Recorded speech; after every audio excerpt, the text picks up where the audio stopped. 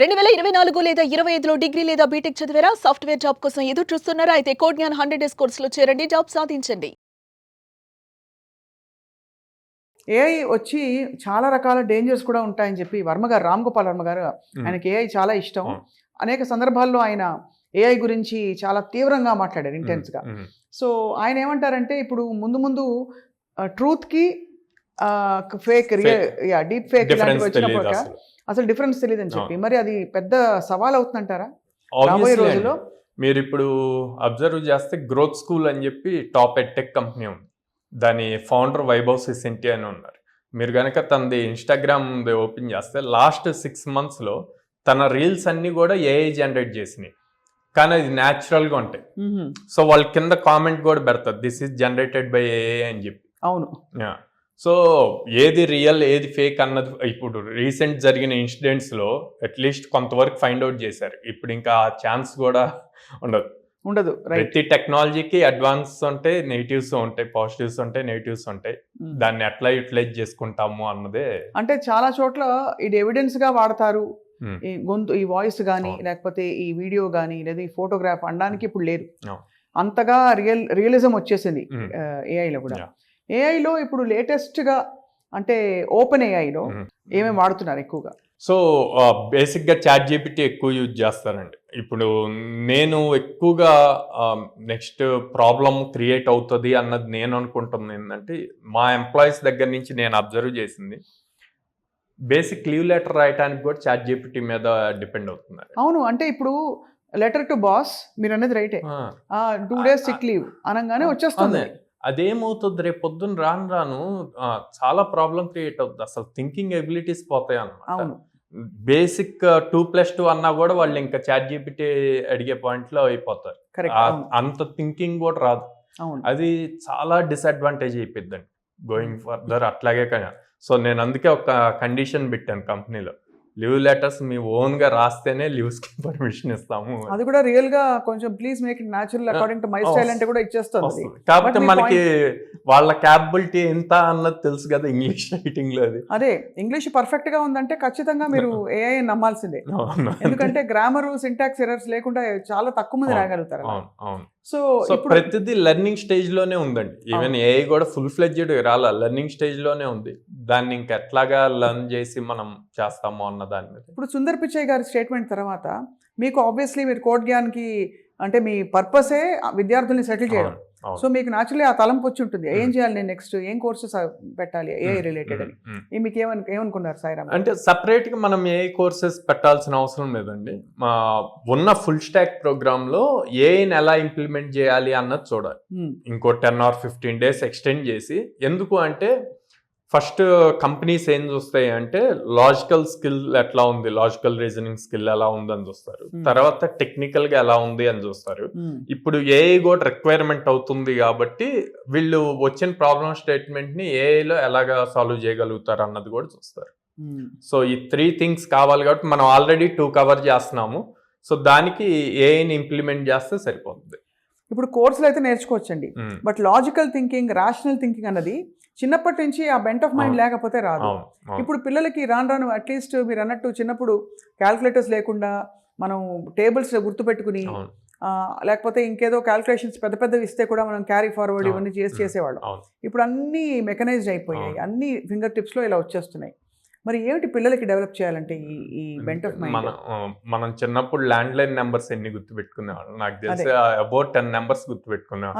అంతే సరిగ్గా 3-4 numbers కూడా మనకి గుర్తుండట్లేదు, ఎందుకు ప్రతి మొబైల్ యూజ్ చేస్తున్నాం. అవునవును. సో అట్లాగే ఇప్పుడు కిడ్స్ పాయింట్ లో కూడా అదే నాకు ఈ హ్యాక్థాన్ విన్నాక చాలా షాకింగ్ అనిపించింది. ఇదివరకు టూల్స్ ఐడిఈస్ అంటాం అనమాట, ప్రోగ్రామింగ్ టూల్స్ ని.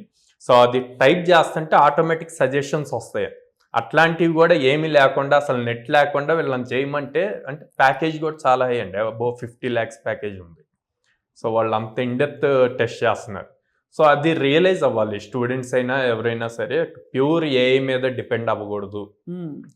బేసిక్ స్కిల్ ఉంటేనే అప్పుడు ఏఐ నేర్చుకుంటే యూజ్ అవుతుంది అన్నది. ఎందుకంటే మీరు అన్నట్టు సుందర్ పిచ్చయ్య గారు అన్నారు కదా, మనకి క్రియేటర్స్ కావాలి ఇప్పుడు అని. అవును. అంత క్రియేటింగ్ కేపబిలిటీ ఉండాలంటే ముందు మెంటల్ ఫ్యాకల్టీ స్ట్రాంగ్ గా ఉండాలి. ఆబ్వియస్లీ ఏఐని మనం ట్రైన్ చేయాలంటే మన హ్యూమన్ ఇంటెలిజెన్స్ అప్లై చేయాలి కదా, ఇంకా బలంగా అవును. ఉండాలి. దానికన్నా ఇదే బలంగా ఉంటేనే ప్రపంచం ఉంటది. సో మీరు ఇచ్చే ఫుల్ స్టాక్ ప్రోగ్రామ్స్ ఇవన్నీ కూడా మనకి రాబోయే ఇండస్ట్రీ నీడ్స్ ని అడాప్ట్ అవ్వడానికి పనికొస్తాయండి. యూజ్ అవుతుందండి. సో ఆబ్వియస్లీ ఇప్పుడు సింపుల్గా చూస్తే ఇందాక మనం మాట్లాడుకున్నాం టెస్టింగ్ అంతా కూడా ఆటోమేట్ అయిపోతుంది అని చెప్పి. సో ఆ టెస్టింగ్ ఫేజ్ ఎప్పుడు వస్తుంది? డెవలప్మెంట్ అయ్యాక వస్తుంది. అవును. అదే వీళ్ళకే ఈ ఏఐ కూడా వచ్చింది అనుకోండి, వీళ్ళే డెవలప్ చేస్తారు. డెవలప్ చేశాక ఏఐని యూజ్ చేసుకొని టెస్టింగ్ కూడా కంప్లీట్ చేసుకుంటారు. ఓహో. సో అలాగా they can grow in there careers. ఇప్పుడు ఇంజనీరింగ్లో కూడా మనకి ఇతర బ్రాంచెస్ ఆఫ్ ఇంజనీరింగ్కి ఇది పెద్ద సవాల్ అవుతుందంటారా? బికాజ్ ఇది ఏఐ డామినేటెడ్, మనం ఎక్కువగా సిఎస్ గురించి మాట్లాడుకుంటాం వెనబెట్టాం, బట్ ఇతర బ్రాంచెస్ మెకానికల్, సివిల్ వీటిలో కూడా ఆబ్వియస్లీ అండి ఇప్పుడు ప్రతి దాంట్లోనూ ఏఐ ఇంప్లిమెంట్ చేస్తున్నారు, మెకానికల్, సివిల్ కూడా. సో వాళ్ళ డొమైన్కి రిలేటెడ్ అది జరుగుతూ ఉంది. సో ఇప్పుడు ఏమవుతుంది, ఇంకా బ్రాంచ్తో సంబంధం లేకుండా ప్రతి ఒక్కళ్ళు నేర్చుకోవాల్సింది. అవును. బేసిక్ ప్రోగ్రామింగ్ నేర్చుకోవాలి, ఆ నేర్చుకున్న ప్రోగ్రామింగ్తో ఏఐని ఎలా ఇంప్లిమెంట్ చేసుకోవాలి అన్నది నేర్చుకోవాలి. మీ ఎక్స్పీరియన్స్లో ఇంజనీరింగ్ గ్రాడ్యుయేట్స్ అని చెప్పుకుని వచ్చేవాళ్ళు, అంటే ఇంజనీరింగ్ గ్రాడ్యుయేట్స్ తక్కువ అని కాదండి, లేదు ఈ కోర్సెస్ చేసిన వాళ్ళే గొప్ప అని కూడా నేను అనడం లేదు, బట్ చాలా పెద్ద ఛాలెంజ్ పాపం వాళ్ళకి. 4 సంవత్సరాలు కష్టపడి రుబ్బి సీట్ తెచ్చుకుని అక్కడ చదువుకోవడం, మళ్ళీ బయటకు వచ్చాక ఎక్కడో గ్యాప్ ఉంటుంది. అలా మీరు చూసారా? అంటే ఎడ్యుకేషన్ సిస్టంలో వాళ్ళు 4 years కష్టపడింది వాళ్ళకి ఆ డిగ్రీ రావడానికి యూజ్ అవుతుందండి. కానీ టెక్నాలజీ చాలా స్పీడ్గా ర్యాపిడ్ స్పీడ్తో చేంజ్ అవుతుంది. ఇండస్ట్రీకి ర్యాపిడ్ స్పీడ్తో చేంజ్ అవుతున్నా ఆ లెవెల్ స్కిల్స్ ఉన్న వాళ్ళు కావాలి. అవును. అక్కడ గ్యాప్ చాలా. దాదాపు ప్రొఫెషనల్ ప్రోగ్రామ్స్ అన్నిట్లో ఒక ఇంటర్న్షిప్ ఉంటుంది కదా, ఏదో కంపెనీలో వెళ్ళి వర్క్ చేసే అవకాశం. అలాంటప్పుడు అక్కడ కూడా వాళ్ళకి ఈ గ్యాప్ ని బ్రిడ్జ్ చేసే అవకాశం ఉండదా? మనకి ఒక ఇయర్లో ఏపీ తెలంగాణలో 6 lakhs members పాస్ అవుట్ అవుతున్నారండి. అది బోత్ డిగ్రీ అండ్ ఇంజనీరింగ్. మీరు అన్నట్టు ఇంటర్న్షిప్ ప్రోగ్రామ్ తీసుకుంటే ఎన్ని కంపెనీలు ఉన్నాయి, ఎంతమంది వెళ్ళి రియల్ గా చేస్తున్నారు.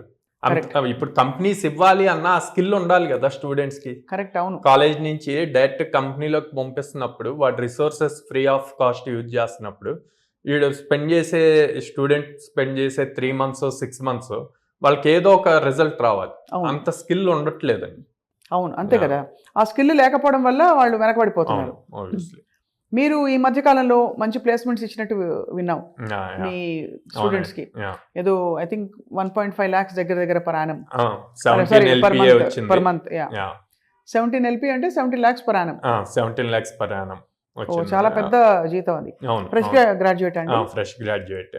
ఏం కోర్స్ చేశారండి మీద? Full stock. అదే పైథాన్ ఫుల్ స్టాక్ చేసి డేటా సైన్స్ సైడే వచ్చింది జాబ్. బట్ డెఫినెట్ గా సాయిరామ్ గారు, అపార్ట్ ఫ్రమ్ ద కోర్స్ వాళ్ళలో ఏదో ఒక గుణగణాలు కొన్ని ఉండుంటాయి, అంటే అంత మంచి ఒక జాబ్ రావడానికి.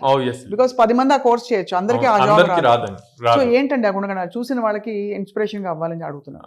ఈ పర్టికులర్ క్యాండిడేట్ గురించి మాట్లాడితే కనుక 17 LP తను ఫస్ట్ లో చాలా జాలీగా ఎంజాయ్ చేస్తూ అట్లా ఉండేదండి.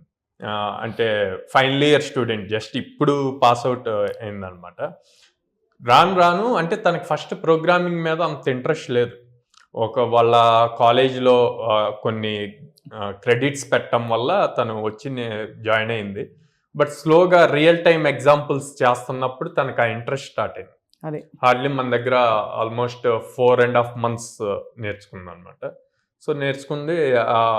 ఫస్ట్ 1 month అయితే నేను 2 times ఏమో పిలిచి అట్లా ఉండకూడదు అని చెప్పి కూడా కౌన్సిలింగ్ ఇచ్చాము. బట్ తను స్లో పిక్ అయింది. జాబ్ వస్తుంది అనుకున్నాం కానీ ఇంత హై ప్యాకేజ్ ట్రాక్ చేస్తుంది అన్నది అనుకోలే. అంటే తను చాలా సీరియస్గా తీసుకుంది, ఎఫర్ట్ పెట్టింది, టైం. ఓన్లీ క్లాస్లో చెప్పినయే కాకుండా ఆఫ్టర్ ద క్లాస్ చాలా ప్రాజెక్ట్స్ బిల్డ్ చేసింది. అది బాగా ప్లస్ అయింది తనకి. అది చాలా మంచి విషయం. అయితే ఒక అమ్మాయి సెటిల్ అయిపోయింది. అవును. తనకి ఫస్ట్ ఇంటర్న్షిప్ ఆఫర్ వచ్చింది. ఇంటర్న్షిప్ ఆఫర్లో లైక్ 25,000 per month పే చేశారు. 3 months చేసింది. తను అక్కడ 3 months పెర్ఫార్మెన్స్ చూసి 17 LPA సేమ్ కంపెనీ ఇచ్చింది. గ్రేట్ కదా, వండర్ఫుల్ కదా.